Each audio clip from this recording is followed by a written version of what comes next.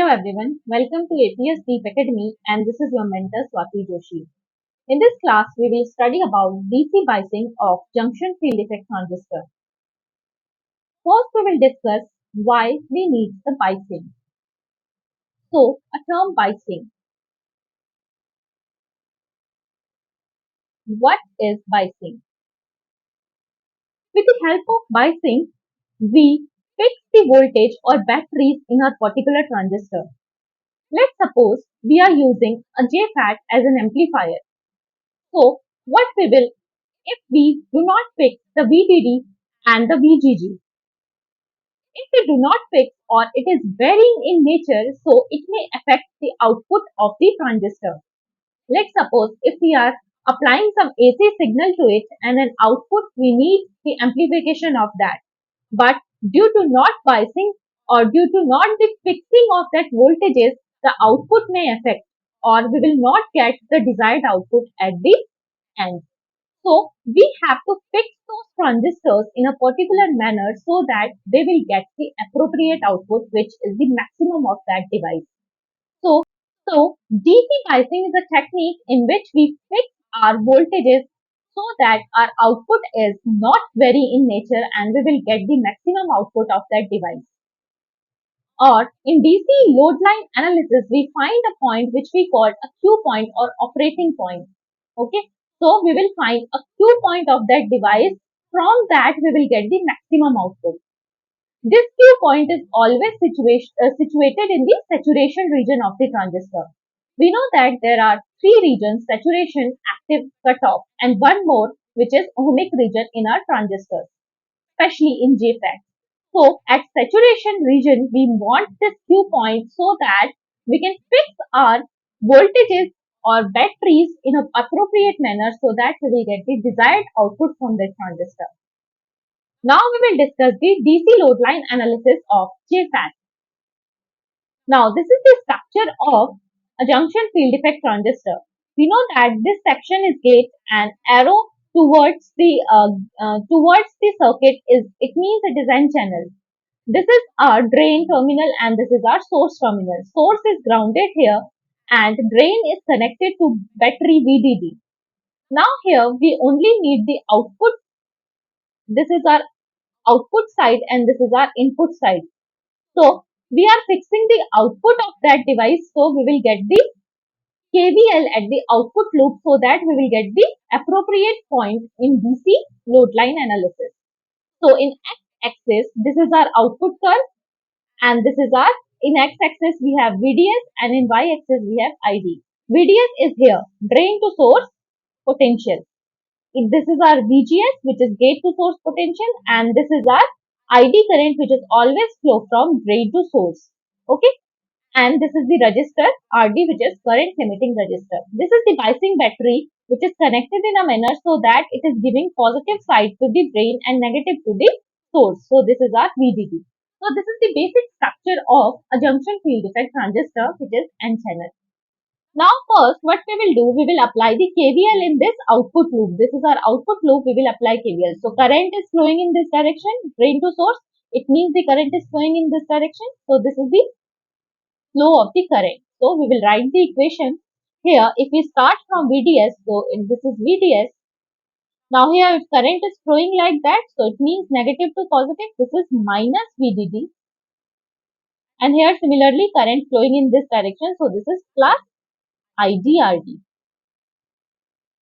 This is our VD potential here. We know that this is our VD potential. So V is equal to IR. Similarly, across this resistor, we will get the IDRD. This is our VD potential is equal to 0.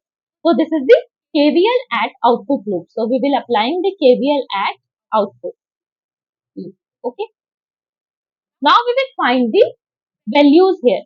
So we can, if I talk about, we need the ID here. So if I write in this manner, so ID is nothing but VDD, if I make it IDRD, okay, VDD minus VDS, okay.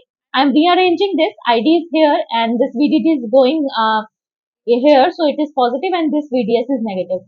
And at denominator we have RD. So this is our equation. We consider it as equation 1. So ID is nothing but VDD upon RD minus VDS upon RD. So this was our equation. ID is nothing but VDD upon RD minus VDS upon RD. Okay. So here we know that a straight line is always y is equal to mx plus c. So we have to make our equation in that manner. So here x is our variable and c is our fixed or constant term. So here we know that VDD is our fixed or constant term. So we can rewrite this as minus VDS upon RD plus VDD upon RD. We know that VDD is our fixed quantity. So we can consider it as constant. So we are rearranging this. This is our C and 1 upon RD is our slope. 1 upon RD is our minus 1 upon RD. This is our slope, which is M, and X is our VDS, which is varying in nature or X variable. Okay. And Y is our, definitely we have YB, ID, which is our Y axis. So Y axis we have ID, X axis we have VDS, 1 upon minus 1 upon RD is our slope for that, and VDD upon RD we are considering this as fixed point, which is C.